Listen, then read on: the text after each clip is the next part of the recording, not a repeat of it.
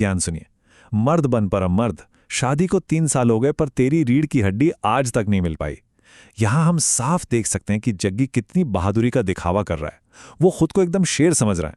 मतलब सोचिए जरा, एक कुंवारे इंसान का अपने शादीशुदा दोस्त को इतने आक्रामक तरीके से वैवाहिक जीवन की सलाह देना अपने आप में कितनी बड़ी विडंबना है। लेकिन असली मजा तो अब आता है। इस स्लाइड को देखिए। जग्गी का ये दोहरा रवैया तुरंत बेनकाब हो जाता है। एक तरफ वो परम को ताना मार रहा है कि तू अपनी पत्नी से डरता है, पर दूसरी तरफ जैसे ही प्रीति कमरे में आती है, जग्गी के सुर 1 सेकंड में बदल जाते हैं। वो तुरंत मक्खन लगाते हुए कहता है कि परम कितना खुशकिस्मत है जो उसे प्रीति जैसी समझदार पत्नी मिली। ये सीधा सीधा पाखंड है जिसे आमने सामने रखकर समझना बहुत ही दिलचस्प है। और यहीं से हमारा भाग 3 शुरू होता है, प्रीति का पूरा कब्जा। सीन में असली तहलका तो अब मचता है जब सत्ता का बैलेंस पूरी तरह से पलट जाता है। जैसे ही प्रीति हाथ में बेलन लिए लिविंग रूम में दाखिल होती है ना, बस पावर डायनामिक्स एक झटके में बदल जाते हैं। पुरुष वर्चस्व का जो भी झूठा भ्रम जग्गी ने पिछले 5 मिनट में पैदा किया था, वो पलक झपकते ही चकनाचूर हो जाता है। यहां बेलन सिर्फ एक रसोई का बर्तन नहीं है, बल्कि वो घर की सत्ता का प्रतीक बन गया है। इसे देखते ही जग्गी डर कर सीधा खड़ा हो जाता है और परम बेचारा सोफे के कोने में दुबक जाता है। चलिए अब बढ़ते हैं भाग 4 की तरफ। क्रेडिट कार्ड की तबाही। देखते हैं कि प्रीति अपना असली खेल कैसे खेलती है और दोनों को कैसे मात देती है। प्रीति की ये रणनीति किसी शतरंज के ग्रैंड मास्टर से बिल्कुल कम नहीं है।